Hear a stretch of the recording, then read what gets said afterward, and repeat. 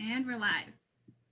Oh my goodness. Hello, Mesa Public Schools community. We are so excited to be here for our Safe, Strong, Ready Facebook Live series.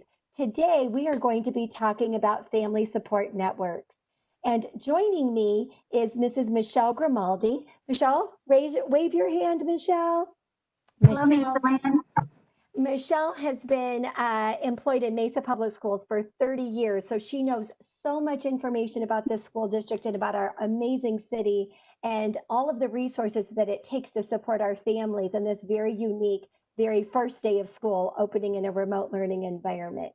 Michelle was most recently the principal at Washington Elementary School.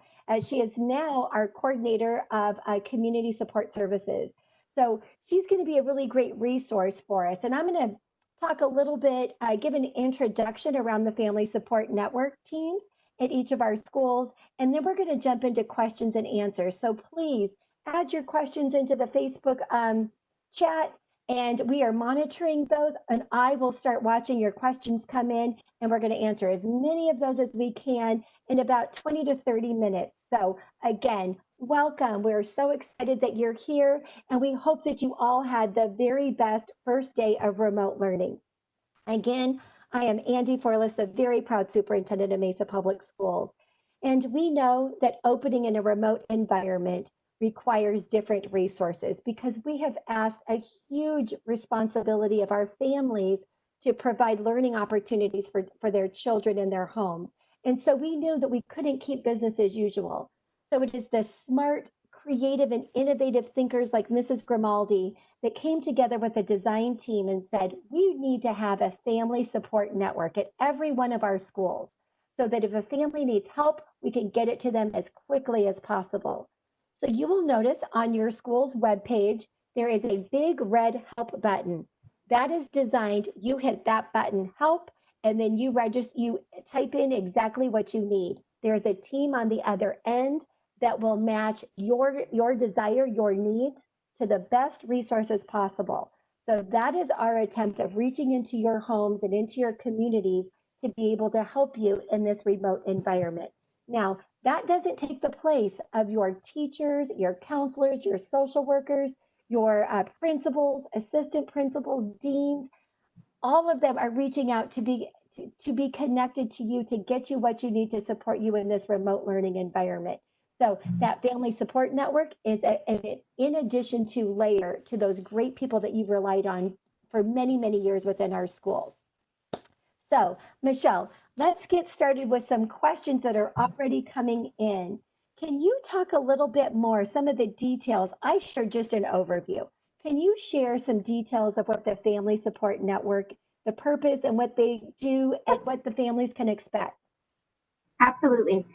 Well, as you mentioned, there's always been school counselors, social workers, nurses, wonderful teachers, administrators out there that are already a network of support for students in Mesa Public Schools.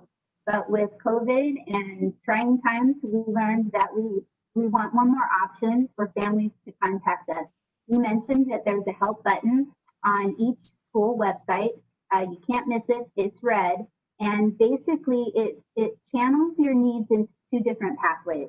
One pathway would be technology support. So if you're a family that is searching for a device, you're having trouble with internet connections, you need a teacher to contact you, you can take that little survey off of the help button. It will be filtered over to the technology point of contact at that school. They'll get a reminder email with everything that you requested, and you'll have a staff member or a point of contact from that school get back to you. Keep in mind, today is the first day and there were lots of needs coming in, but that's how it's designed. Now, the other pathway that we considered for help, especially right now, would be for those social services. So if you're a family that's looking for a food source, perhaps you need counseling, perhaps your family is struggling with a basic need, you can put that in the survey. That goes to a health and wellness point of contact at the school that will contact you with whatever resources that they have at the site. If they get stuck, there are 6 individuals at the district level that assist the school team.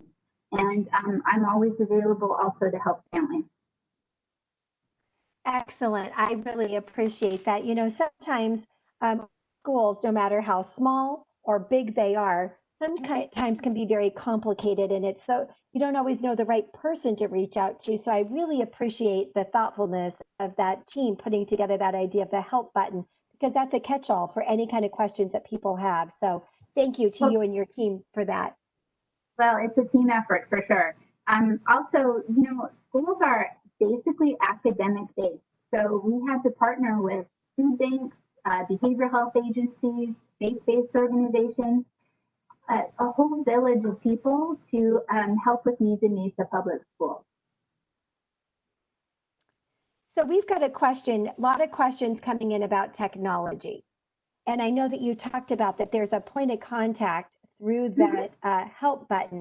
Can you talk a little bit about, let's just pretend, how do I get the internet? My internet is not as strong as I thought that it was, or we don't have it in our home. What can we do about that? How can we help that family? Well, especially if you do not have internet services, we absolutely want to get you some help and care so that your son or daughter has the ability to be involved in remote learning. So using that help button that we talked about at the school website, they can click on that. It goes straight to that point of contact for internet or technology issues. Mesa Public Schools has gone into partnership, and Marlo Loria has done a great job from Career and Tech Ed.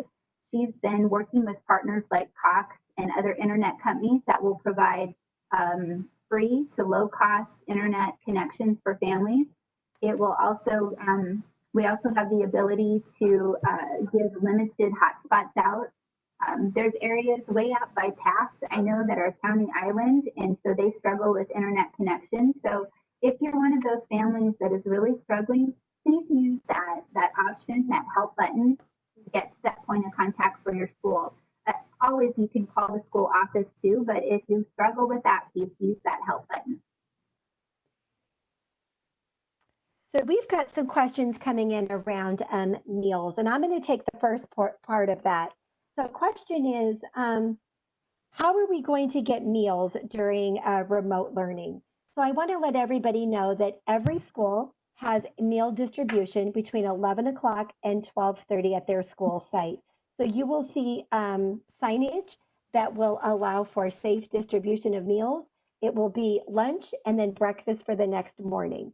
So if you have any questions about that, or if you're having a hard time getting the meals or getting transportation to the meals, again, hit that help button and we will do everything that we can to help with that. Also, let me keep going. There's a question about the kids at Kinder U. Can Kinder U students get breakfast and lunch? And I'm going to have to admit, I'm not exactly sure about that. But what I do believe is that they could purchase, the Kinder U kids, they can purchase meals as if they were a visitor. So that's what I understand, and I believe that that's what is happening. So I'm going to admit my ignorance about that one, but I do believe they can purchase like a visitor. I would agree. Right, let's keep on going. Okay, we're going to stay on the yes. If the family is struggling with food sources outside, that was the next one. The lunch program, please know that we have a really wonderful parent resource page on our Mesa Public Schools main webpage. You would just go to parent resources, and there is a very, very, very large list of our outside partners. And so I'll use an example with United Way. They have United Food Bank has a wonderful option where you just click on it off of our website. It will show you locations that they are doing food distribution. You can sign up for it. So we have links on that parent resource page to outside resources, and food sources is one of those options. Sorry to interrupt you. Oh, no, that was great. That was the next question that was coming through is how do we get food support? So let's also, continuing along, let's think about counseling.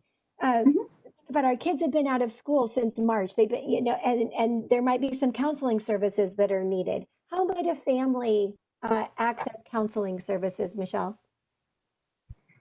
Well, Obviously, I would start at the school level. We have so many school counselors, and Mesa Public Schools has added counselors, and so it's a wonderful thing for families. So we have social workers, counselors, we have school psychologists. I would start there and contact the school. We have teams of people that are ready to help with strategies, with a sounding board, with some routines that might be helpful for your child, especially as we are trying to navigate remote learning. You might need to set some routines at home that you haven't had to do in the past. If your family has a need that is above and beyond, or you're just not comfortable going to a school counselor, Mesa Public Schools has a partnership called Mercy Care, where we have formally partnered with 5 different behavioral health agencies. I'll just use for an example, Southwest Behavioral. They are connected to Webster Elementary School. So a family can go to the school and say, we would like an outside provider to help us with counseling. The referral and the therapy at this time has to be virtual, so it's done through telehealth at this point.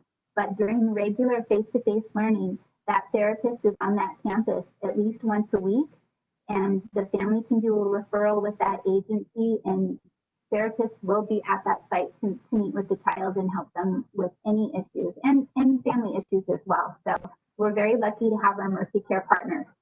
If the school does not have a Mercy Care partner, because we're at 28 schools right now, all of our partners are listed on our parent resource page under the Mesa Public Schools website, and you can contact them directly by using their phone number. It is based off of access or a sliding scale, but they are professionals that love working with Mesa Public School students and families, and they are ready to help at any time. You know, Michelle, I think that it's important to help to share with our families that, well, you were a principal for many years and an educator for many years, and I was a teacher and an educator. I have been for many years. We always think about the academic side. What I would love for our families to hear from us today is we know that academics is one part of the learning experience of our kids, and that if there's this many, it's about one, right? And so there are so many other resources that schools provide. And we are very intentional about getting the services that are needed for our kids to you. So please don't, some people say, oh, I don't want to burden the school by asking for some help in this area. Please know that we're equipped, we're ready, and we know how critical and important that is. So please feel free to reach out. So Michelle, you talked a little bit about some routines that kids might need. This question says, my child struggles staying focused on the computer. Is there support for behavior issues during remote learning? Yes, it is the big answer. What route you take depends on your needs and your family and your child. Always and first, I would check with the counselor, the social worker, school psychologist can give you some routines. Your teacher is a wonderful resource. The teacher is going to say, take some breaks, give rewards, praise, praise, praise. Gosh, when I try a new skill, I need all those things. So kids aren't any different. This is a completely different routine for them, and they're going to need some patience, some time, and some strategies. Sometimes, we as adults, we like that paycheck at the end of the week. Sometimes the kid may need some incentives to get through something that's difficult. And remote learning for some kids is difficult. For others, it's a piece of cake. And in a family, you can have 3 that find it a piece of cake and 1 that does not. So seek out those options. Our Mercy Care partners and our outside resources on the webpage can also help you with that. You know, another thing that we have in Mesa Public Schools is called Parent University. And so we do have some online classes if you're interested in taking those. Again, that's on our website under Parent Resources. At the end of this Facebook Live session, we'll have a slide that will come up, and it will have a website where you can access. We don't have a shortage of resources. We just have a shortage of time to tell you about all of the resources that we have. So please dig through our website and you will find lots of information, but Parent University is one that you may be interested in. Uh, Let me keep going through this one. Okay, here we go. I'm going to take this one, Michelle. What if my child's disabilities prevent him from accessing online learning? Does he have to wait until school opens? What I'm going to ask of you to think about is reaching out to the case manager for your child, the child's teacher, and say, what can we be doing? What are some of the accommodations, if possible, to make? If not, then we will make sure that our leaders from our special education department are in touch with you to figure out how we can make the accommodations in the best way possible. As Michelle said, not all kids can learn in a remote environment in the same way they do in person. So we are very sensitive to that, and we are finding as much creativity as we can to serve children and match that up to their needs. Okay, here we go. Online learning today was messy. Is it going to get better? Here's my answer to that. Just like the first day of in-person school, we don't get everything right. Some of the things we got to get our routines together, and maybe it was, if it was in-person learning, the bus schedule might have been running a little bit late, or maybe we had a student assigned to a wrong classroom and we get that fixed. Well, that's the same thing that's going to happen in an online environment. It depends on the mess. If the mess was I couldn't remember a password, we can get that to you very quickly through that help button. If it was messy because internet wasn't working as well as it needed to, that's another area to reach out for help. If it was messy because maybe the teacher didn't have all of the links that were working at the right time, that's something that needs to be worked through as well. So please give us some patience. That's part of the reason why this week our early release schedule is 2 hours early, so we can work through some of the messy and we can start to solve those problems. So that was an intentional design because we knew that we were going to need to dedicate time to getting the resources fixed so that our families had the easiest time accessing remote learning. Okay. Oh, here's another one. Well, yesterday was our technology session. So I also want to let all of you know that all of these sessions are recorded and they are on our Safe, Strong, Ready, Reopen School page. And you will see there's a button and it says Facebook Live Sessions. There's one all about technology. So we had the two gurus. We had our Chief Technology Officer and our Director of Instructional Technology on that session yesterday. So you're probably thinking, gosh, I wish I had access to them right now. That Facebook Live video is posted. So let me do my best with this one. Is how do students turn in assignments through Canvas? Canvas is what is called our learning management system. And I think about it as the bucket or the organizer that all of our courses and information is stored in. So students are uploading or turning in their assignments through this learning management system called Canvas. We have on our instructional technology webpage, there's a parent boot camp and there's tutorials and sessions for parents to be able to access so they can learn more about Canvas. So I would direct you there. The other would be that I would send a message to the teacher and say, my student, my son or daughter is struggling uploading, and they'll be able to walk you through it. So again, the teacher is the teachers make the world go round in all things instruction. In a remote environment, that is true too. Okay, Michelle, maybe you can help with this one. Can you help me find an aide to help my son at home? Aides are like a box of chocolates. They don't all the same kid and the same subject. So one of the things I would recommend, there are contacts at the school that are ready to help families. So I feel like I say the same message over and over again, but I would check with the school because oftentimes we have classified staff that are ready and willing and just ready to help. They just need to know what the needs are out there.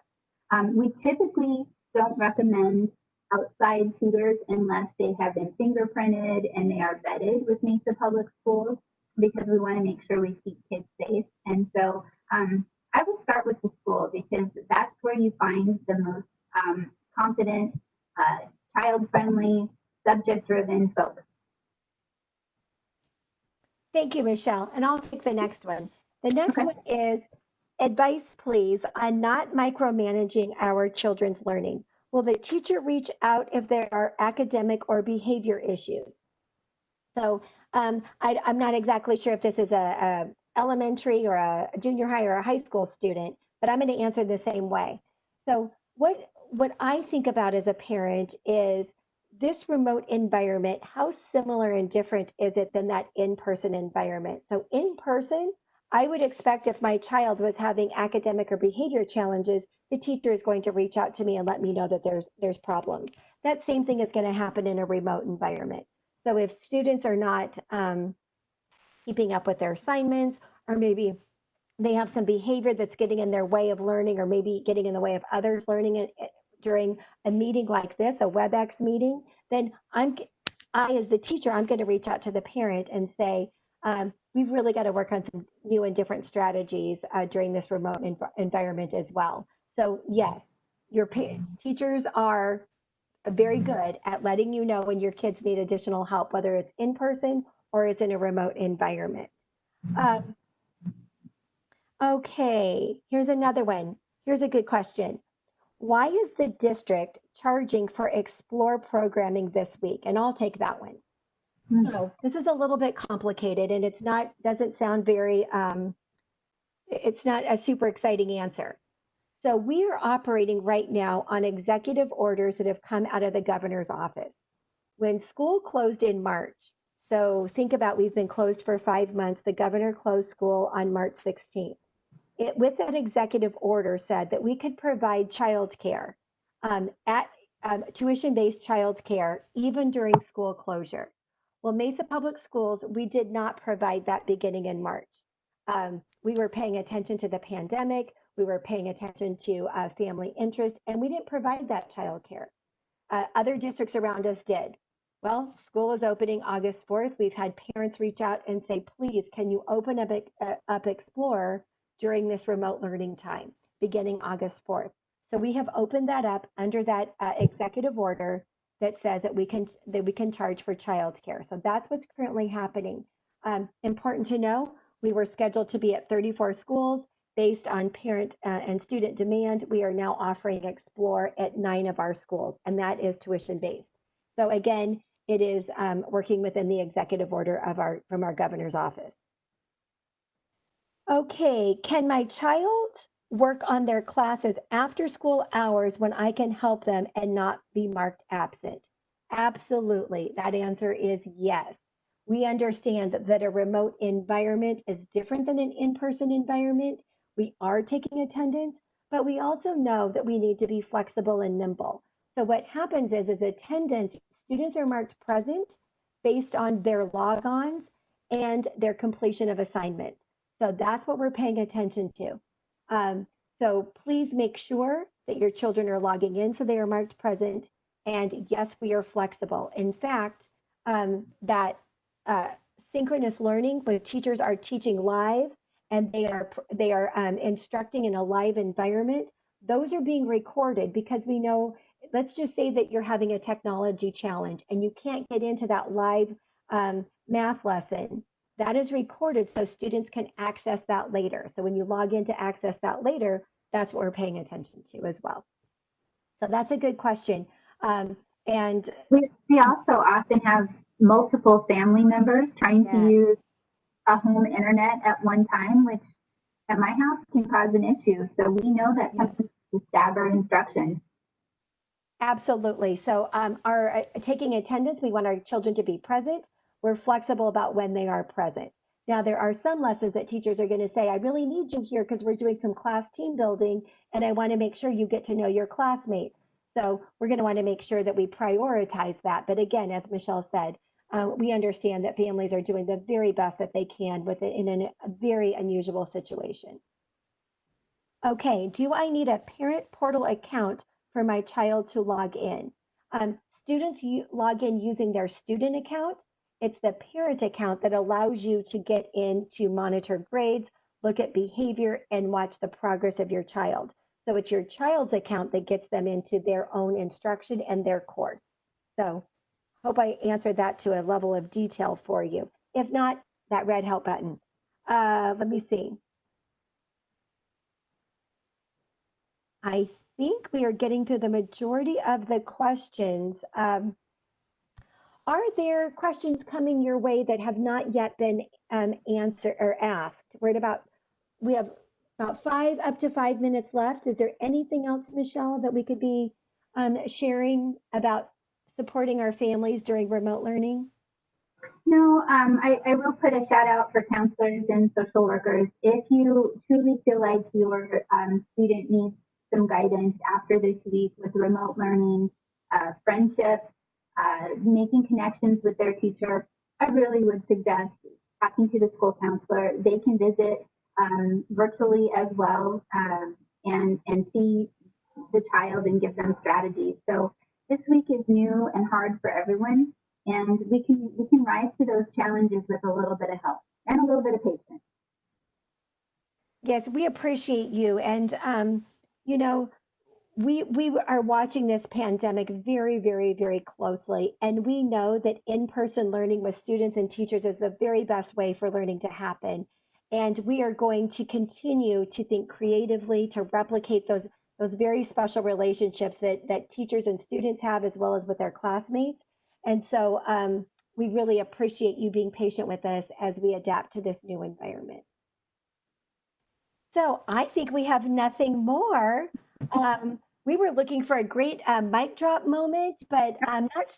So I don't know. What do you have for us, Michelle?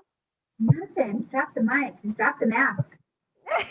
There we go. Oh, wait a second. Wait a second. One came in. What about recess? My child spent 6 hours on the computer today. Make time for breaks. They've got to have breaks. And those 6 hours, I know when I learn a new skill or I get into a new routine, it takes me longer. So if you're seeing that your child is in front of this or on the computer in front of a screen for 6 hours a day, please reach out to the teacher. That is not the intent that they're 6 hours on the screen. It might take a little bit more time at the beginning, but if you see that as a pattern, please reach out. Have them stretch, do lots of different things to get the blood flowing to take care of all of your child, not just that academic portion. So again, thank you so very much. This will be recorded and it will land on our webpage, and lots of other information on there, especially about technology that you will find useful, helpful, and I hope super interesting. So thank you for being a part of Mesa Public Schools. We are honored to be here to walk alongside you and provide the support as best that we can. So thank you. Thanks, Michelle.